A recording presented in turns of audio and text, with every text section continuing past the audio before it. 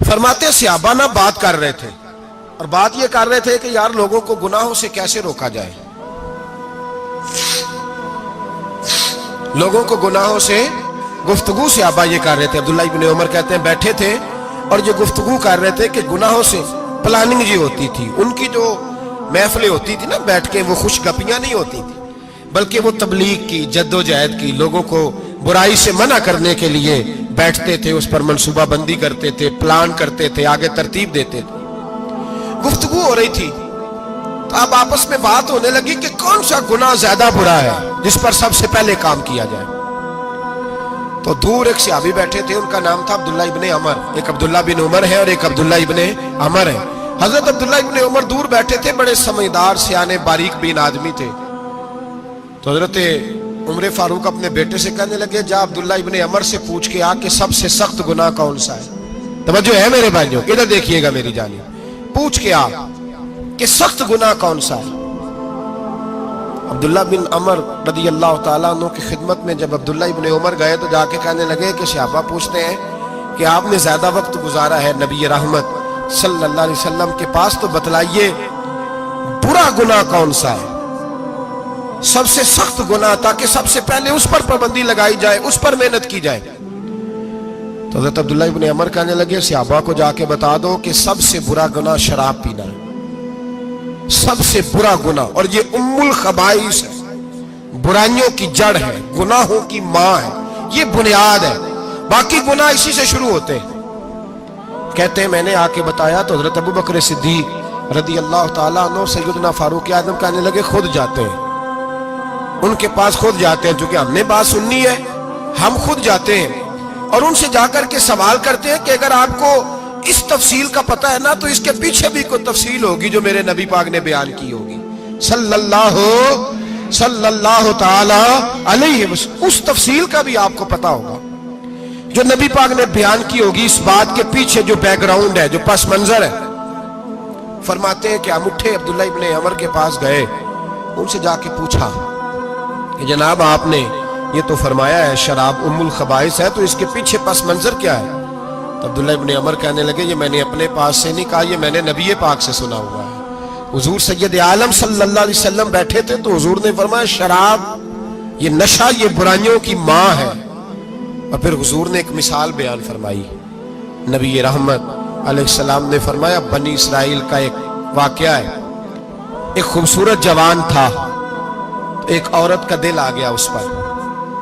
یہ یاد رکھ لیں، ہم لڑکوں کو منع کرتے رہتے ہیں لیکن ہمیں گھر کی بچیوں پر بھی توجہ دینی ہوگی، ہمیں ان کے فون پر بھی نگرانی کرنی ہوگی، ہمیں وہاں بھی غور کرنا ہوگا، اس لیے کہ اگر کوئی بچی گنجائش نہ دے تو میرا خیال ہے کہ لڑکا جرت کرنے کی طاقت نہیں رکھتا، تو وہاں بھی ان کی اماں سے کہے کہ پابندی لگائے، بچی کسی کا موبائل لے کر کے کہیں اس کو استعمال تو نہیں کر رہی، اس پودے پر بھی توجہ دے، درخت بننے سے پہلے اس کی بھی نگرانی کریں، یہ بھی بڑا ضروری کام ہے۔ عورت کا دل آ گیا تو نبی پاک علیہ السلام فرماتے اس نے کوئی بہانہ لگایا، کسی کو کہا کہ اس نوجوان کو بلا کے لاؤ، اس کو کہو کہ ہم نے کوئی گواہی لینی ہے تجھ سے۔ وہ نوجوان آیا، ایک کمرے میں داخل ہوا تو اگلے کمرے میں لے گئے، وہاں داخل ہوا تو اس سے اگلے کمرے میں لے گئی، وہ داخل ہوا تو اسی طرح 7 مکفل کمروں میں لے گئی۔ میرے کریم رسول میرے محبوب پاک علیہ السلام فرماتے ہیں، صحابہ کو سمجھا رہے ہیں میٹھے لب و لہجے میں، فرماتے جب سب سے پچھلے کمرے میں لے گئی تو ایک لڑکا بندھا ہوا تھا وہاں رسیوں سے، شراب کا پیالہ پڑا ہوا تھا، اور بی بی کہنے لگی کوئی گواہی شواہی نہیں لینی، تجھے اس لیے بلایا ہے کہ تیرے اوپر دل آ گیا ہے، اب میرے ساتھ منہ کالا کر۔ تو وہ جوان کہنے لگا نہیں، میں نے اپنے نفس کو پاک رکھا ہوا ہے، میری نظر بھی پاک ہے، دل بھی پاک ہے، اور اس کی برکت یہ ہے کہ رب نے میری روح کو بھی پاک رکھا ہوا ہے، تو میں یہ حرکت نہیں کر سکتا۔ پاک لوگ پلید کاموں کی جانب توجہ نہیں کرتے، میں یہ حرکت نہیں کر سکتا۔ اقبال نے اپنے بیٹے کو دعا دی تھی، اس نے کہا تھا حیا باقی نہیں ہے زمانے کی آنکھ میں، خدا کرے کہ رہے تیری جوانی بے داغ، خدا کرے کہ رہے تیری جوانی بے داغ۔ کہا میرے ساتھ منہ کالا کر، اس نے کہا میں نہیں کرتا۔ کہنے لگی چل پھر اس کو قتل کر، اس کو میں نے باندھا ہوا۔ اس نے کہا میں قتل کیوں کروں، मेरी क्या दुश्मनी है? कहा फिर शराब पियो। कहा मैं शराब भी नहीं पीता। तो कहने लगी अब तो मैंने तुझे अपने चुंगल में फांस लिया है, अब तू यहां से बच के जा नहीं सकता, और अगर तू बाहर जाएगा तो मैं शोर करूंगी, लोग जमा करूंगी, इसने मेरी इज्जत आबरू पे हाथ डाला है, तो तू बच तो नहीं सकता, एक काम तो करना पड़ेगा।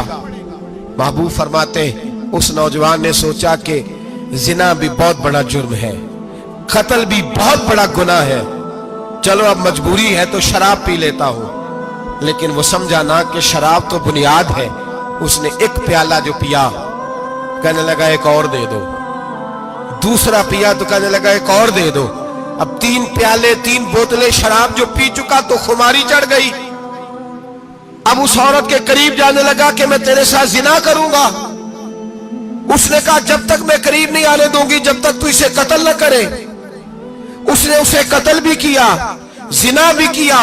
तो महबूब फरमाने लगे ये कत्ल और जिना जो हुआ है तो ये शराब की वजह से हुआ है। गोया शराब वो जुर्म है जो कत्ल भी कराएगी, जो जिना भी कराएगी। और अगर आप नशई को देखें, अगर आप शराबी को देखें, तो क्या वो डकैतियां नहीं करता फिरता, वो चोरियां नहीं करता, वो अपनी ही माँ का जेवर नहीं बेच आता, वो अपनी ही बहन का पड़ा हुआ जहेज नहीं बेच आता, वो अपने ही घर में डाके नहीं डालता, वो अल्लाह के घर मस्जिद में आकर के चोरी नहीं करता,